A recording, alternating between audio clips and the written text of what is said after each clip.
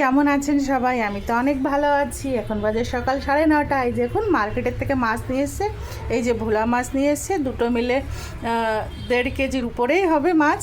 আর এই যে ছোট মাছ, এই যে সমুদ্রের চাঁদা বলে একে, এই যে 1.5 কেজি নিয়ে এসছে। আর এই যে বাগদা চিংড়ি, দেখেছেন কত ফ্রেশ, এখান থেকে নিয়ে এসছে মার্কেট থেকে।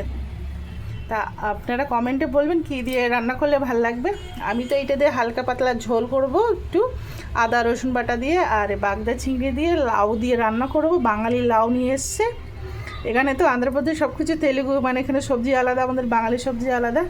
আর এইটা দিয়ে একটু ভাবছি চচ্চড়ি করব, না কাঁচা না ভেজে মশলা দিয়ে রান্না করব, দারুণ লাগবে তেঁতুল দিয়ে।